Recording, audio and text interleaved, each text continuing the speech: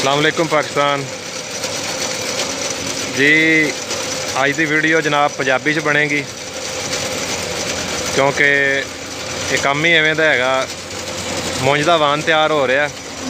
भाई होरां ने अपने एक मरले की दुकान है जिंदे विच काम स्टार्ट किया है।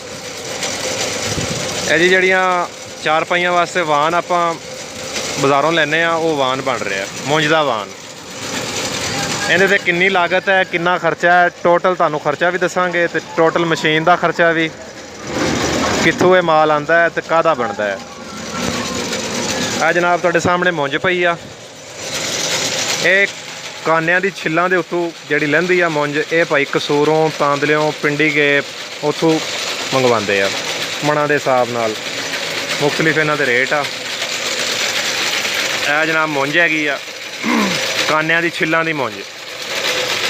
यह देखो ये मन के हिसाब नाल मिल सकती आ। तुसी 50,000 की भी लै सकते जे, 20,000 रुपये की भी लै सकते जे, 10,000 की भी लै सकते जे, 2 लाख की भी लै सकते जी। जिन्नी तुहाडी गुंजाइश आ तुसी लै सकते जे। यह जनाब मशीन आ।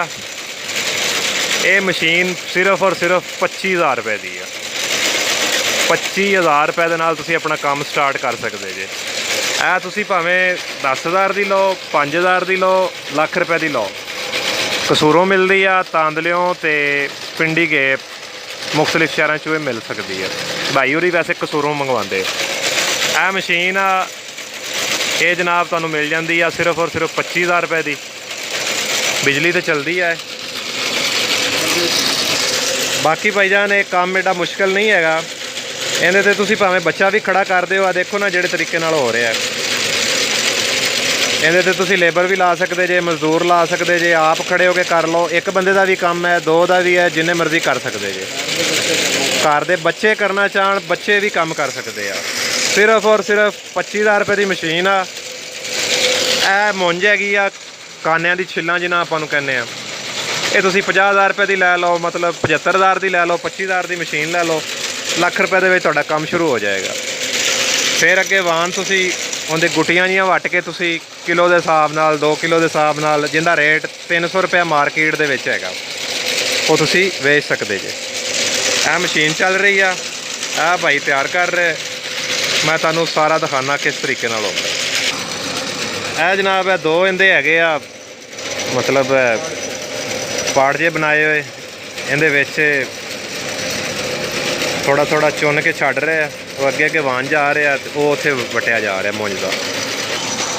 यह जनाब तरीकेकार है। खुली मुंज की जनाब तुसीं पकड़ना इस तरह गुट्टी, उन्होंने खोल के थोड़ा थोड़ा जनाब इस पार्ट्स दे विच तुसीं भाई जिस तरीके नाल ला रहा है। ये अगे जा रहा है, मशीन घूम रही है, वाहन बन रहा है। वो अगे सामने गुट्टी बनती पई है। जदों गुट्टी भाई के मुताबिक बन जाएगी उन्होंने उतार देंगे, नवा ला देंगे। तो कोई भी भाई काम करना चाहे सिर्फ 1 लाख रुपये का हैगा, उहदे नाल स्टार्ट कर सकता है, शुरू कर सकता है। ज़बरदस्त काम आ। छोटा जिहा मरले की दुकान आ। कसूरों जनाब मुंज मिलती आ खुली। 25,000 रुपये की मशीन आ। तो इस तरीके नाल मुंज बनती आ। किलो के हिसाब, मन के हिसाब। दुकानदार भी भाई को लैके जाते आ, लोकल लोग भी लैके जाते, घर वास्ते भी लैके जाते। अच्छा जी, हुण तुहानू मशीन के बारे दसीए कि मशीन मिलती कित्थों आ। मुंज तो तुहानू मिल जाएगी कसूरों तांदलियों। मशीन जनाब कसूरों मिल जाती है, तांदलियों मिल जाती, तो फैसलाबादों मिलती है। लेकिन सब तो अच्छी जी मशीन मिलती है वो सांगलियों मिलती है। सांगला सांगला हिल मशीना का घर है, उत्थों मिल जाएगी। सांगलियों जनाब मशीन तैयार होती है। सांगला ज़िला शेखूपुरा उत्थों मिलती है। यह तरीकेकार आ। छोटा जिहा कारोबार है। कोई भाई भी अगर करना चाहे तो बड़ा ज़बरदस्त।